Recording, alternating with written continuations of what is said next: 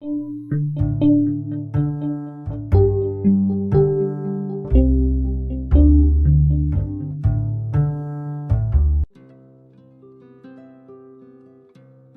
temperatura é uma grande ferramenta de trabalho. O fogo, ele liberta a matéria-prima, ele traz a translucidez, né, do vidro em estado sólido. Jaqueline Tepes construiu uma trajetória com muita personalidade no trabalho de objetos de vidro soprado.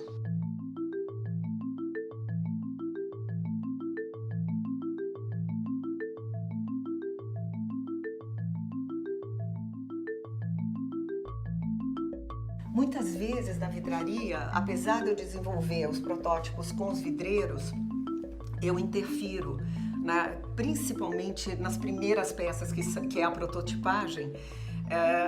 Eu corto, interfiro, eu faço alguma coisa para dar o encaminhamento certo.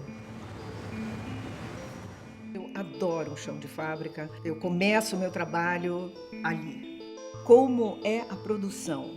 Quais as possibilidades que máquinas e principalmente pessoas podem me dar? E podemos, portanto, trabalhar e compartilhar isso e trabalhar juntos.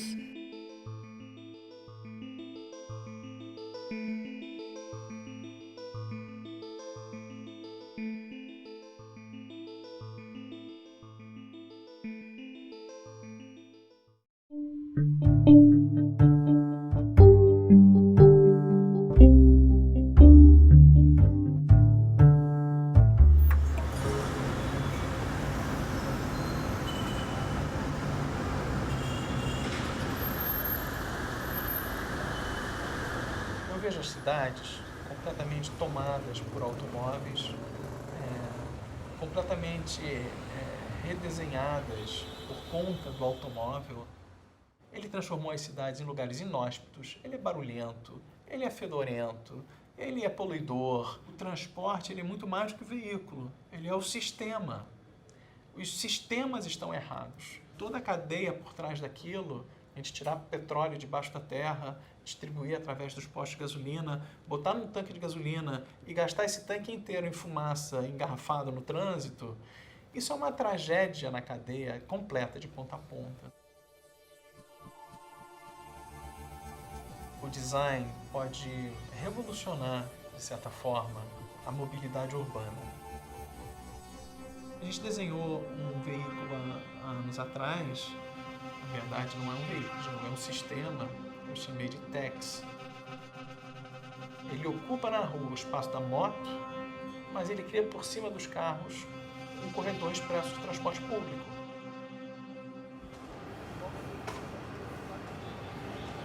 Isso aqui era o viaduto da Perimetral. Essa região aqui era completamente sombria, suja, abandonada. Tinham duas autopistas enormes aqui. E isso todo está sendo todo renovado e o VLT é o único transporte público que vai cruzar essa região. Vai passar no meio do bulevar, cruza a Praça Mauá, se integra com o centro da cidade, integra barcas, metrô, aeroporto. É um sistema que, na minha opinião, vai revolucionar o transporte aqui da região.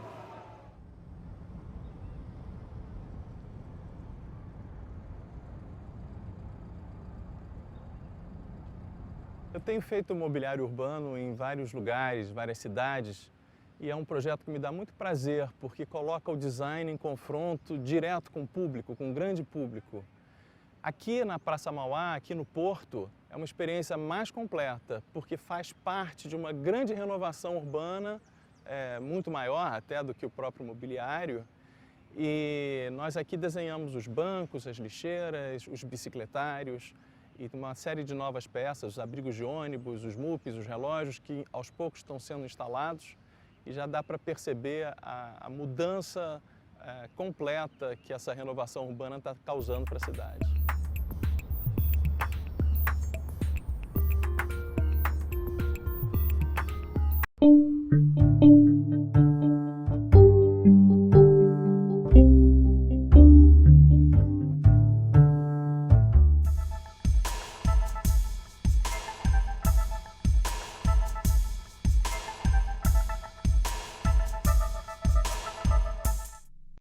um dia, provavelmente virando um anel é dando uma forma de anel, né?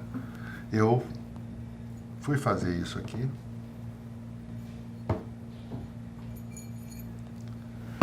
Eu olhei essas curvas e achei essas curvas interessantíssimas.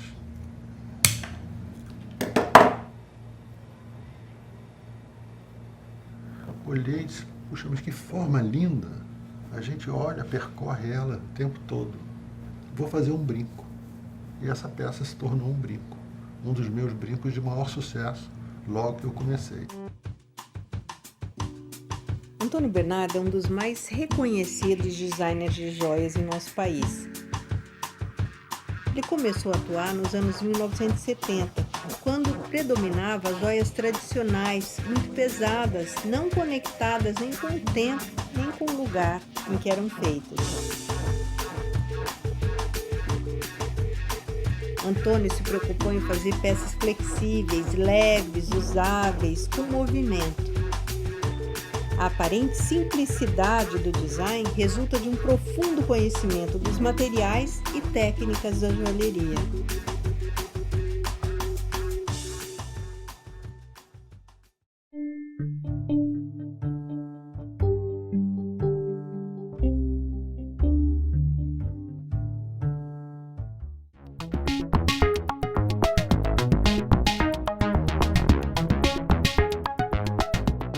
Está presente no nosso trabalho há muito tempo. Uma luminária que remete muito ao cinema, porque é uma fonte de luz que ela vai sendo filtrada por uma cor ou a outra, ou a soma das duas.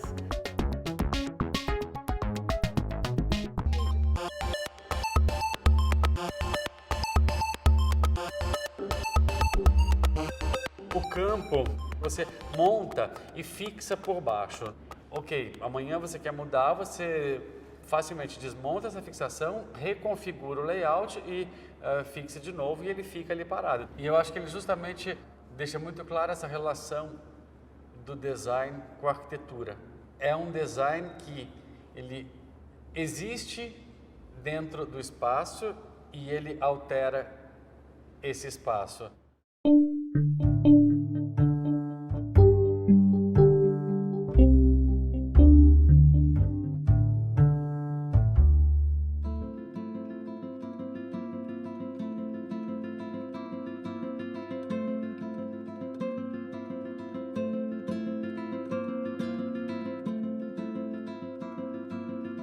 Foi nesse campus aqui, incrivelmente verde e inspirador, que eu resolvi começar a trabalhar com biomimética e estudar biomimética, que nada mais é do que uma ciência que acredita que você pode buscar inspirações da natureza para trazer para a área do design, para a área da arquitetura, da engenharia, na verdade qualquer área de conhecimento humano. Uma das ideias que a gente teve aqui em 2008, eu fui convidado para fazer uma palestra exatamente sobre esse tema, design e natureza, lá no Festival de Cannes, e eu tinha que fazer um convite.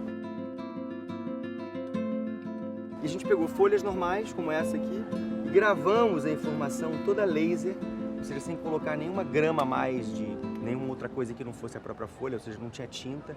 A gente tirava material e imprimíamos informações, imagens, e esses foram os flyers. E o bacana é que você pode pegar isso aqui, olhar, usar por um tempo, e depois você pode jogar no chão.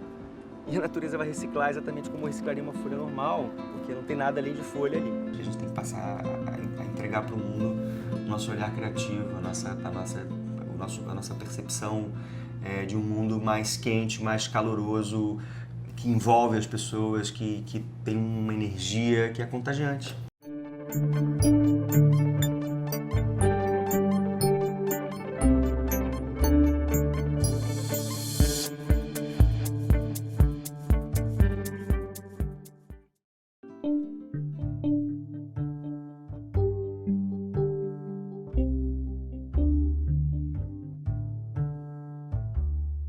Então essa é a Casa Bordada, é uma exposição que há 3 anos eu estou correndo o Brasil inteiro, os 27 estados, né?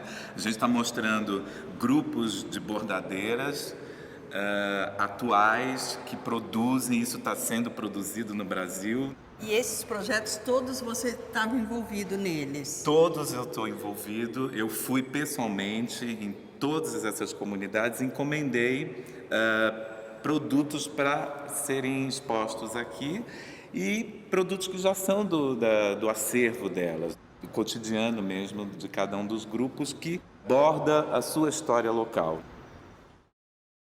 A institucionalização do design no Brasil se deu de costas viradas para as nossas tradições culturais.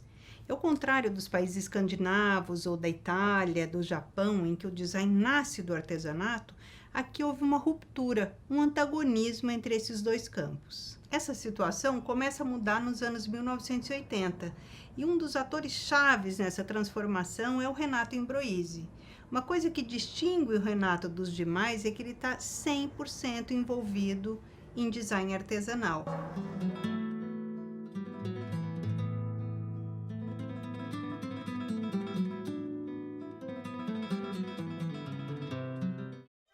Eu acho que o grande papel das tecnologias hoje é nos aproximar, é nos tornar, por que não, mais humanos.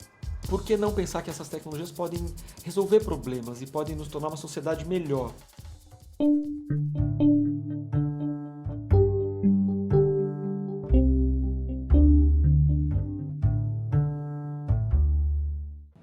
Como essas tecnologias digitais, como essas ferramentas que a gente tem na mão hoje, podem falar de sentimentos.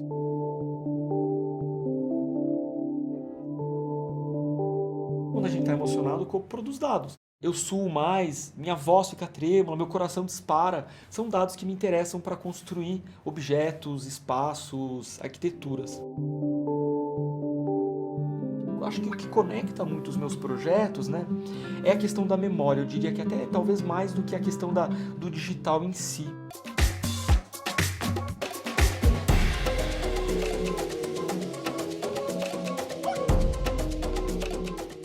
Eu acho que agora o grande desafio do design brasileiro é levar o design de dentro para fora, né? A gente tem falado muito disso. Como é que a gente leva essa expertise nossa de produto, de mobiliário, de arquitetura para a rua, para a cidade?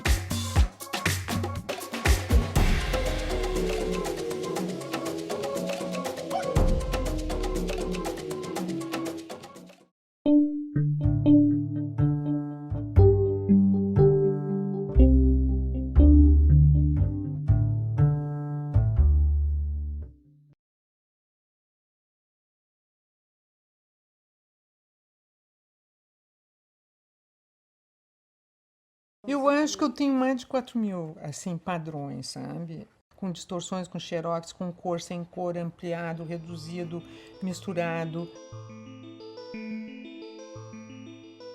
E aí eu comecei uma pesquisa de corte, de encostar aquele grafismo do lado do outro.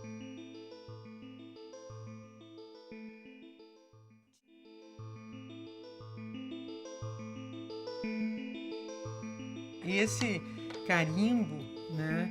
Ele cada um é um. Cada um é um. Então, ele, se tu fizeres, quando tu carimba assim, como a gente, se tu carimbar assim, ele é uma coisa. Agora, se tu carimbar assim e virar, ele é outro desenho. Então, um próprio carimbo, ele te oferece muitos desenhos. Aí ele, sendo a ideia matricial e os desenhos, se tu ampliares, é outro. Se tu reduzires, é outro. Se tu botar cor de fundo...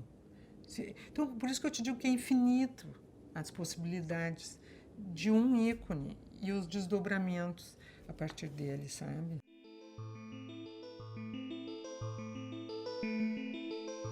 Para mim, o meu produto é o todo. Ele não é um caderno, um lençol, uma louça. Ele é o mix, o display com tudo lá dentro.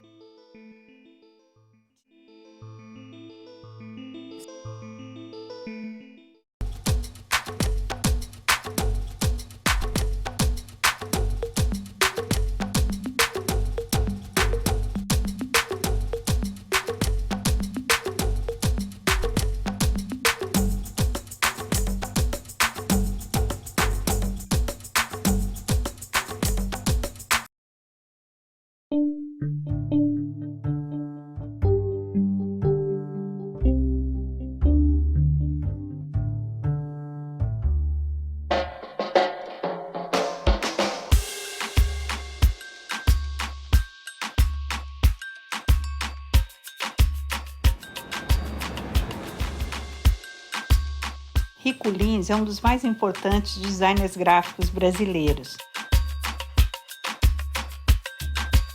Ele surge no início dos anos 80, em que dominava um design limpo, ordenado, bem ascético.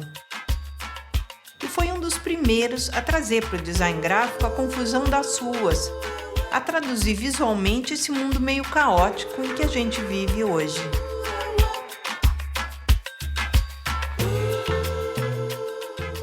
Uma das coisas dentro do ambiente urbano, do panorama urbano que me chama especial atenção e que eu trabalho há algum tempo, é o cartaz Lambe Lambe. E eu tenho o costume de fazer aqui com o pessoal da Gráfica Fidalga. Estou hoje mesmo fazendo um, que é Form Follows Friction, que é uma brincadeira com forma segue a função, é uma forma segue a fricção. Eu costumo dizer que atrito gera energia do ponto de vista criativo.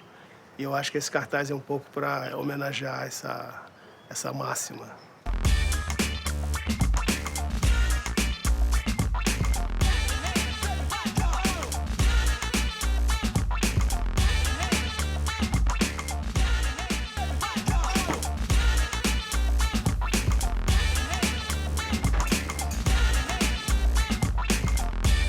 Esse Brasil aqui que tem um L legal, né?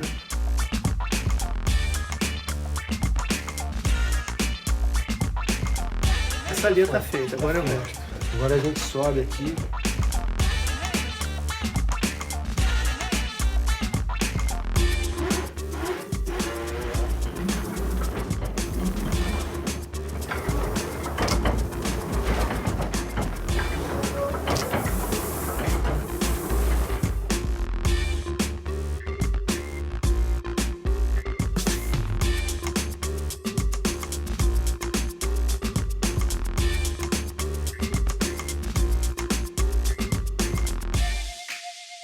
Costuma-se dizer que uma imagem vale mais do que 1000 palavras, né? Eu acho que a gente está vivendo num mundo de imagens tão grandes, de referências tão grandes e de uma certa forma, uma velocidade tão grande da simplificação do processo de busca, de encontro de imagens, que as imagens, de certa forma, elas perdem, elas têm o poder de significação das imagens, ele se perde um pouco. Eu acho que a gente está num processo, de certo modo, que me interessa, que é um trabalho mais de ressignificação das imagens do que realmente criar imagens novas, fazer imagens novas.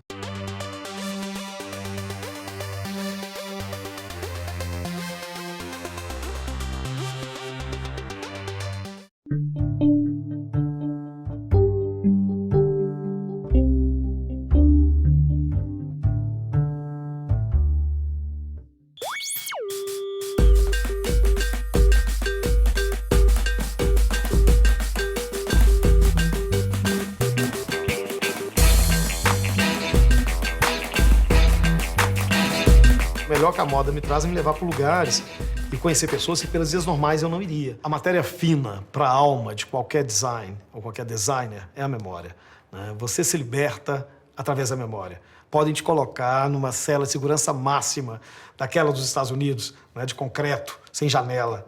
Mergulha na memória que você vai reinventar o mundo que você quiser.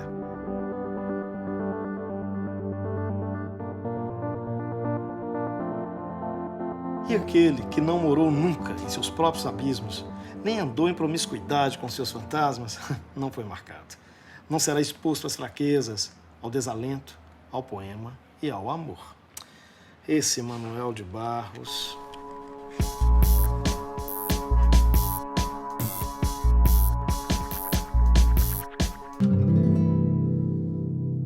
O Ronaldo Fraga, ele traduz o que é ser mineiro, ser brasileiro e ser cidadão do mundo nas suas criações. Ele processa múltiplas influências de um jeito muito particular e traduz isso de volta com o seu trabalho com uma reflexão muito interessante sobre o mundo contemporâneo. Se tem uma coisa que me emociona e me pega e realmente faz meus olhos brilhar, é a história do ofício como escrita pessoal.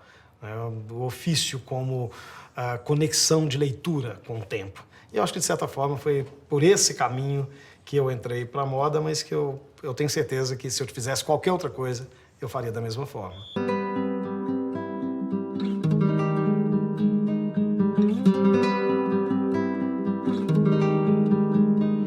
não acredito nada que seja autobiográfico ou uma coleção que se pretenda de autor, se ela não contar a história do momento dessa pessoa, né? Então ela é autobiográfica total.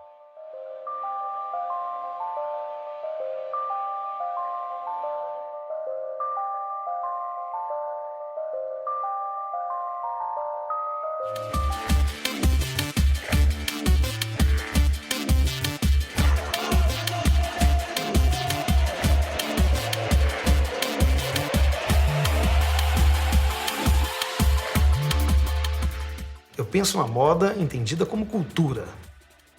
Então, quando você passa a entender o vestir, a escolha do vestir, ou o diálogo do vestir com outras frentes, nesse lugar ela vira cultura. E para mim é muito mais interessante do que colocar a moda como arte. Claro, tem trabalhos de determinados estilistas que em algum momento flertou tão próximo com a arte que pode ser reconhecido no futuro como um trabalho de arte. Mas qualquer um deles, o ato de vestir, é um ato cultural.